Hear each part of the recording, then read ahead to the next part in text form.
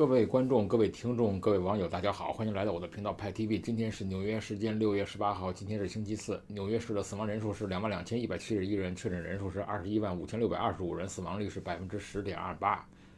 纽约州的死亡人数是30939人，确诊人数是39347人，死亡率是7.93%。全美国的死亡人数是119633人，确诊人数是2212415人，死亡率是5.41%。今天的恐惧指数在33.47，还属于比较看好的方向。油差不多是37块美金一桶，金子是1735美元一盎司，小麦和糙米的价格变化不大，那么牛肉和猪肉的比例也变化不大。人民币对美元兑换率是7块1毛兑1美元。那么现在最新的随机调查它显示这个纽约市的21.6%的人口呢，现在已经拥有新冠病毒的抗体了，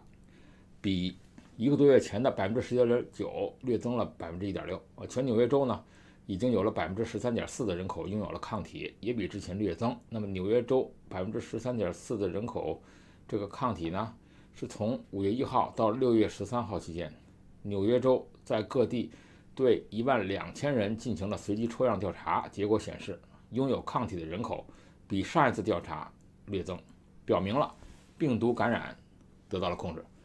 拥有抗体比例最高的3个地区是纽约市、长岛和哈德逊谷。纽约市的21.6%拥有抗体，长岛是14.1%，哈德逊谷是9.5%，其他7个地区拥有抗体的比例从1.7%到5.5%。纽约州的亚裔，是指你我们自己13.2%有抗体了。那么1个多月前呢是11.1%，拥有抗体的白人呢比例反而减少了，从之前的7%降落到6.1%，20.8%的非裔，30.4%的西裔，18.6%的混血人士拥有抗体。在纽约市 Bronx 32.6%有抗体，那么伯克伦呢是21.3%，皇后区是20.5%，曼哈顿是16.5%，斯坦顿岛是15.4%。现在呢，纽约州和纽约市已经允许民众到医院探望病人了。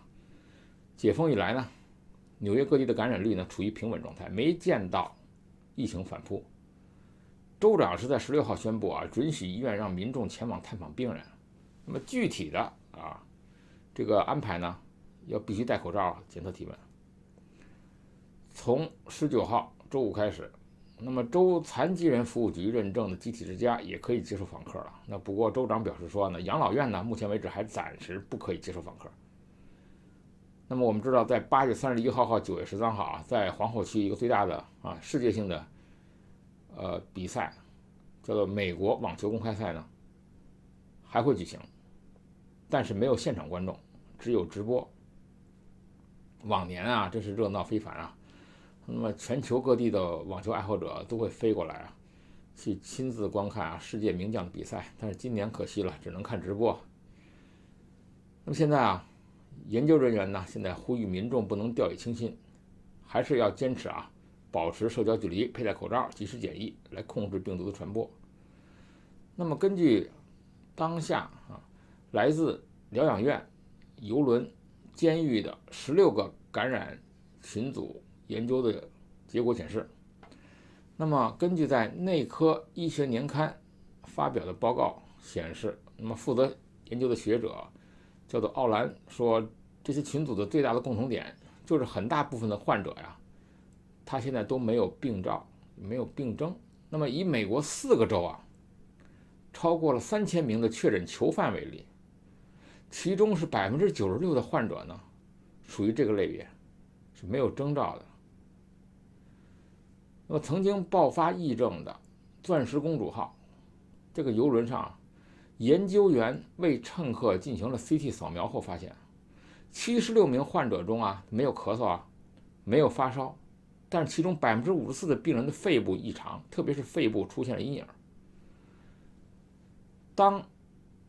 扫描出现了类似云朵的影像的时候我们记住就代表了你的肺部充满着液体、细菌，或或者是免疫细胞。虽然不至于一定影响肺功能，但可能隔一段时间后就会出现病情了。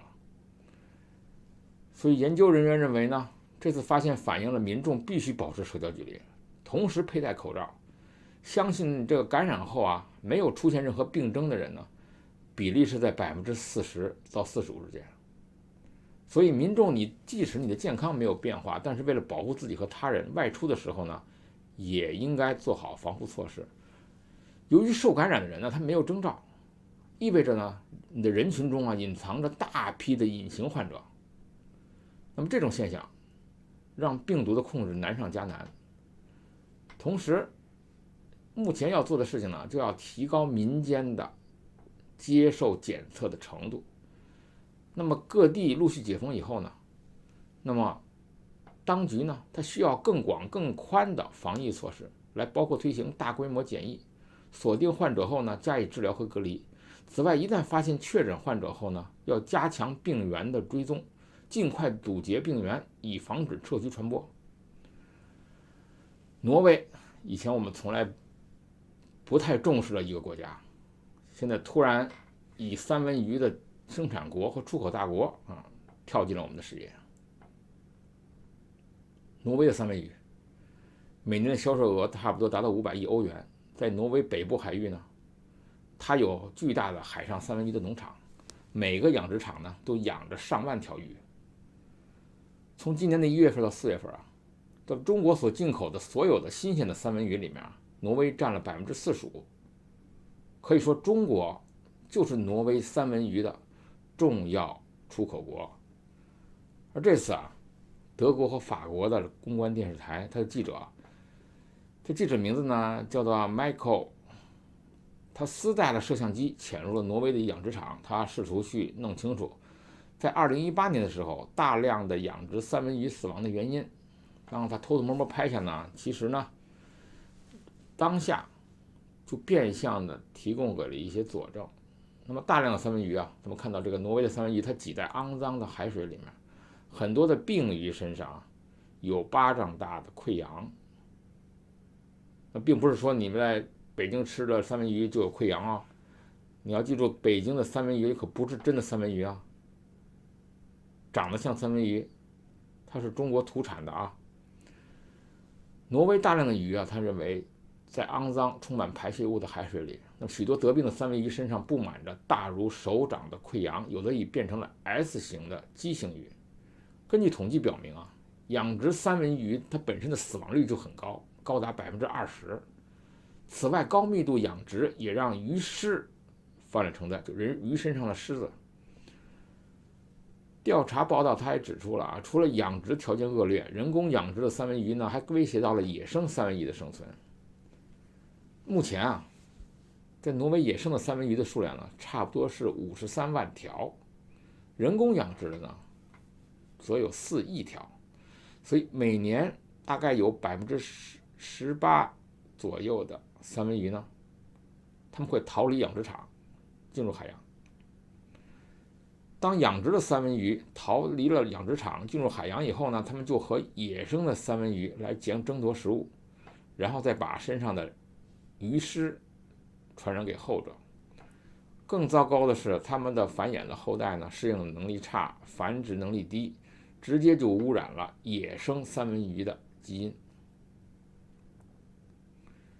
过去35年以来野生三文鱼呢，它的数量已经锐减了50%。人们真的是很喜欢三文鱼，主要是看重它的肉质和营养。那么野生三文鱼呢，在海洋里呢，它是摄食什么呢？虾蟹，所以它们富含欧米伽3、脂肪酸、虾青素，则让三文鱼的鱼肉呢，它拥有非常亮丽的色泽。但是为了养殖三文鱼那么迅速长大呢，那人们开始投放了混合黄豆植物蛋白和化学合成的虾青素的饲料。所以养殖三文鱼的质量呢，远远不如野生三文鱼。所以你要去高级餐馆，永远要问他这个是不是三文鱼，第一个问题。第二个问题，是不是野生的三文鱼。2个问题你得到了一个肯定的回答，那就是好的三文鱼。北京西发地号称从进口三文鱼的案板中检测到了新冠病毒。那么挪威的农场已经确认了，往中国出口三文鱼呢暂时叫停。但是呢，对于所谓挪威出现了三文鱼养殖的乱象呢，中国呢认为不应该恐慌，因为所有进口到中国的食品呢都是需要海关进行检验检疫。在中国布满溃疡的病鱼呢是根本不可能通过海关的检查的。而目前呢，在中国全国各地对三文鱼的彻查呢，也都是阴性。所以现在问题来了，到底三文鱼还能不能吃？在新发地的疫情爆发以后呢，大家除了加强防疫以外呢，最大的疑问就是这个：三文鱼还能吃吗？鱼类感染新冠病毒的可能性呢是很低的。首先呢，这个根据目前的研究，新冠病毒主要就存活在恒温的哺乳动物体内，而鱼类呢本身它就是一个变温的动物，两者的细胞基因环境相差太远，据说是已经分离了几亿年了。那病毒极难通过鱼类宿主的细胞转移到人体细胞。其次，新冠病毒的主要传播方式呢就是飞沫传播和接触传播，而三文鱼作为一种鱼类，没有肺，不存在飞沫传播上的生理条件。当然了，三文鱼携带冠状病毒和蝙蝠携带冠状病毒呢，它基本上就是两个完完全全不同的概念。三文鱼的携带，准确的说呢，它是沾染，是被污染，而蝙蝠的携带是可以共生的宿主。目前呢，冠状病毒已知的宿主都是哺乳动物，三文鱼体内携带冠状病毒可能性几乎是为零。但是通过生吃三文鱼感染新冠的概率高不高呢？非常低。当然了，稳妥一点建议大家最近呢，别吃生的三文鱼，也别吃生的其他的生鲜。这几天呢，中国的官方在紧锣密鼓的来调查，而这个中国疾控中心呢，它传染处呼吸道传染室的主任，这个人叫做冯路钊，他建议暂时不要吃生鱼片，不要生炒，不要吃半熟的牛排，没有经过充分杀菌的食物。蔬菜肉类呢，一定要炒熟了食用。新冠病毒呢，也怕高温，在56度的时候，这是摄氏度30分钟内呢，就会被杀死。同时呢，你在食用的时候避免生熟混合，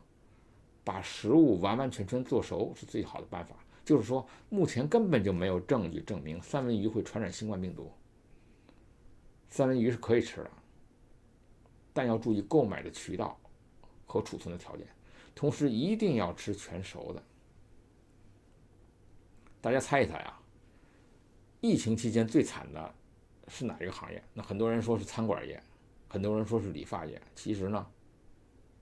这个行业的销售额下降超过60%，酒吧和餐馆呢，看上去像是打击很严重，但是过去的3个月里面服装店遭受的收入损失最大了，销售额几乎在美国骤降了66.6%。相比之下呢，那个饭店和酒吧的销售额呢下降了40%，他们中的很多店呢都靠外卖、外带幸存下来了。但是服装店就没办法，他没办法靠取货为生，所以人们整天都不出门，谁还需要买新衣服？如果人真的是需要一些东西的话呢，可以在线订购，是吧？可以去一家一直营业的大型商店，这容易得很。平时呢，顾客都是花费大量的时间是闲逛的地方，这次都遭受了打击。客人都喜欢去哪里呢？除了餐厅和酒吧，都喜欢闲逛，在服装店闲逛，在书店闲逛，在家庭用品闲逛，在古董店闲逛，这些地方呢都很难遵循社交距离的准则。那么现在呢，很多商店已经重新开业，消费者呢可以说是在冒险出门，但是即使实现了惊人的增长，5月份的零售总额号称比去年同期还是下降了6.1%。当然了，所谓的零售额因为很多的行业还没有开放，那不包括比如艺术啦、体育啦、娱乐啦、旅行啊、住宿啊、美发沙龙啊，或者是医疗保健等等遭受重创的服务。总体来看啊，3月份的商店开始关闭，到5月份这3个月内，零售总额与去年相比下降了10.5%。不同类型的商店呢，它差异很大。那么在线商店呢和杂货铺，实际上比去年还增加了销售额，这是肯定的。因为只有这些杂货铺允许在疫情期间开放，没地儿可去，只好去小店买东西。五金店、花店也受到了影响。百货店，比如说沃尔玛、Target 和 Costco 的销售额也小幅增长，没办法，只有这几个大店开嘛。除了服装店遭受重创以外呢，加油站啦、家具店啦、电子和电器商店以及汽车经销商的跌幅最大。当然了，加油站是受到了双重打击，交易量和价格它都下降。所以在这么多人失业的情况下，除非人们重新回到工作岗位，否则的话，比如汽车、洗衣机、沙发之类的耐用品的销售根本就不会好。很大程度上呢，还是取决于联邦政府是不是要为失业和就业不足的人提供更多的财政支持。而对于购买某些类型的商品，消费者可能永远也不会再回到实体店去购买了。这是一个完完全全的转型啊。有人说啊，美国大乱啊，美国大乱，那么最后赢家是谁呢？到底是川普赢还是拜登赢啊？老问题，新答案。原本我觉得哈，那这次呢，这个弗洛伊德事件呢，它引发全美的大规模的示威游行，高峰的时候呢，甚至蔓延到了100多个美国城市。怎么说呢，都应该对川普不利。但是川普呢，有人说很可能真的是美国的天选之子。现在反而觉得，川普很可能成为这次骚乱的最大赢家。虽然我们知道在民调支持率方面最近川普好像大幅落后于拜登近10个百分点了，但实际情况呢，可能并不是像民调那样，这个民调误导的可能性占80%。那么民调真实的情况呢，很可能是有利于川普。为什么这么说呢？那我首先谈不上是一个挺川的粉儿，但是我是实事求是的跟大家讲首先我们看一下川普和拜登他们在弗洛伊德事件上的站位。川普是很坚定的，他站在白人一边，他的言论甚至激发了更大的种族主义的情绪对抗。而拜登也很坚定，他坚持了这个站在同情非裔的一边。那么这件事情背后呢，那么对于选情的影响到底是什么情况呢？对拜登而言，那么非裔大部分都是支持他的，这主要是因为他给前总统奥巴马当过副手，他是副总统，而奥巴马则被认为是非裔的骄傲。在上一届的总统选举中，非裔投票给希拉里和川普的比例呢是10:1，投给希拉里的超过了1600万票，而投给川普的只有可怜的160万票。那么换了拜登呢，非裔肯定也整体适合支持拜登的。而且考虑到川普的所作所为，大概率很可能非裔里面超过90%的人呢都会投拜登。所以客观而言呢，非裔的选票本来就属于拜登，哪怕川普再努力也不可能改变格局。虽然奥巴马在改善非人的政治条件的情况下，看样子进步也并不大。川普呢，无论怎么努力都无法争取到多少非裔的选票。根据上述的分析呢，那么川普的选择呢，他直接非常干脆，他就站在白人一边。那么站在白人一边的实际效果是什么呢？我们还得从这次全国性的示威游行的效果上来看。这次全美示威游行出现了不少暴力的行为，而且非裔的很多人呢，他在态度上非常激烈。非裔的这种态度呢，理论上当然是理直气壮的。站在中立的角度呢，我们不支持暴力，但支持非裔争取权利呢是应该的。但是在美国，种族歧视是无处不在的，虽然是隐性的，虽然这种事件很多白人都沉默了，但是在很多白人的心里，对于非裔还是从骨子里呢有或多或少的歧视的感觉，所以他们沉默归沉默。我是很了解的啊，美国的白人呢，多数都是沉默在心里，但是心里跟明镜似的，他不和你发生直接冲突，他会迂回，他会用非直接的方法告诉你他的答案。这种黑人和白人之间的彼此的反感，其实呢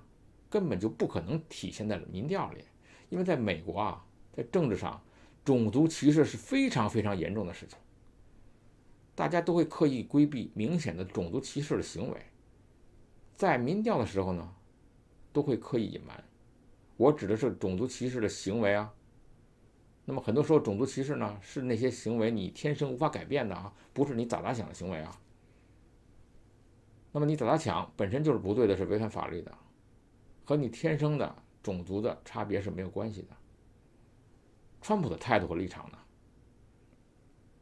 一定会赢得很多白人的支持，这是不可否认的。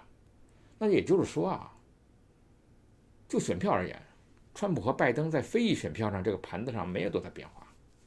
拜登为了巩固非裔的基本盘，只能站在这个立场，而川普的态度呢，则会让他在白人族群中加分，有助于增加他在白人族群中的选票，尤其是美国正在走向右倾的情况下，这个效果可能更加明显。事实上我们知道美国老有一个叫 redneck， 一群人被叫做红脖子的人这是一个不礼貌的称呼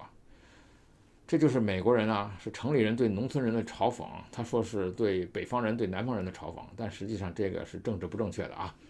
他是自由派左派对保守派和右派的嘲讽。这里呢主要指的是具有种族歧视意识、较为保守、年龄较大、文化素质较低的人。但是呢川普是想激起他们和黑人对抗的情绪，从而增加自己的选票。总的来说，经过这么一折腾看来川普呢不但损失不大，还有所得。因为这个大的骚乱那么川普的基本盘呢更加忠于他，还会有一些摇摆的白人可能会投他。如果他再把所谓的红脖子群体给忽悠出来投票，那相当于在这次因弗洛伊德被跪杀引起的大规模的骚乱，川普呢将会成为最大的赢家。